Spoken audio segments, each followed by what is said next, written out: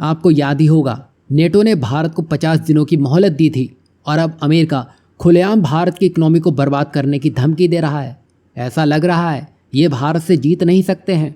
तभी नेटो भारत से रूस को रुकवाने के लिए कह रहा है और यूरोपियन यूनियन भारत पर सैंक्शन लगाकर भारत की एफटीए से होने वाली डील को चोट पहुंचाना चाह रहा है। ठीक वैसे ही अब अमेरिका जो कर रहा है उसने बहुत कुछ बदल कर रख दिया है। आप ये मान के चलिए कि 50 दिनों का समय दिया गया है, लेकिन 20 से 30 दिनों में बहुत कुछ बदलता हुआ दिखाई देगा। यहाँ भारत ने अमेरिका और यूरोपियन यूनियन की चेतावनी को सुना जरूर है, लेकिन झुका नहीं है, क्योंकि हाल ही में अमेरिकी सेनेटर यानी कि लिंडसे ग्राहम, जो कि डोनाल्ड ट्रंप के सबसे करीबी और रिपब्लिक पार्टी के ताकतवर चेहरों में से एक है, उन्होंने हाल ही में बयान दिया है कि अगर भारत, चीन और ब्राजील रूस से तेल खरीदना बंद नहीं करते हैं तो अमेरिका उनकी अर्थव्यवस्था को मसल के रख देगा। और ये वही लिंडसे ग्राहम हैं जिन्होंने हाल ही में रूसी तेल खरीदने पर भारत को सीधा 500% टैरिफ लगाने की बात कह दी थी।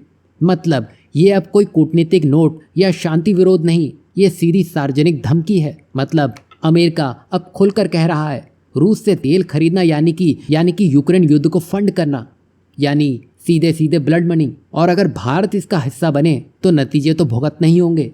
यही वार्निंग भारत को दी गई है।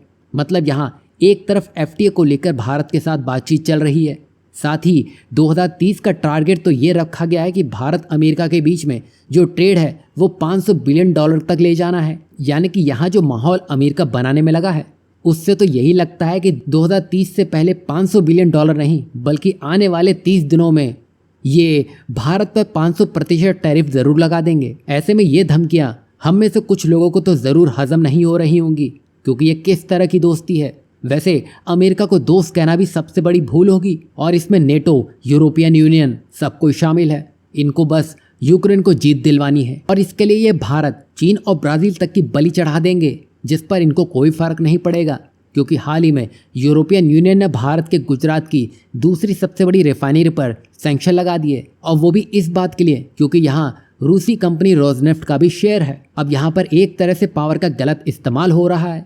वहीं अमेरिका भी भारत के साथ ट्रेड डील के 4 राउंड घुमा चुका है, जिसमें कोई नतीजा नहीं निकला है, और अमेरिका चाहता है कि भारत अपने बाजार उनके कृषि और डेयरी प्रोडक्ट्स के लिए खोल दे। लेकिन भारत ने यहाँ साफ साफ कह दिया है हम अपने किसानों और अपनी कंपनियों को बर्बाद नहीं होने देंगे।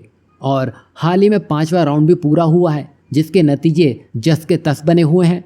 मतलब अमेरिका कुछ बड़ी प्लानिंग जरूर करके बैठा है, और ट्रंप जिस तरह के हैं उनकी पॉलिसी डर से नहीं बल्कि हावी होने से चलती है। अब भारत भी समझ चुका है कि सिर्फ अमेरिका की बात मानने से काम नहीं चलेगा, इसलिए वो RIC यानी कि रशिया, इंडिया, चाइना जैसे प्लेटफॉर्म को भी एक बैकअप डिप्लोमेटिक प्लान के तौर पर देख रहा है। यानी भारत अब वैकल्पिक रास्ते पर भी तैयारी कर रहा है। मतलब यहाँ भारत घुटने तो टेकने से रहा और रूस से तेल लेना तो जारी ही रहेगा। और इस पूरे घटनाक्रम में कहीं ना कहीं ब्रिक्स की अहमियत ज़रूर दिखाई देती है, क्योंकि यहाँ समझ आ गया होगा कि दुनिया जिस तरह घूम रही है, ऐसा मंच बनाना भारत के लिए ज़रूरी हो गया था। अब यहाँ आप अमेरिका और यूरोप का असली एजेंडा भी देख सकते हैं।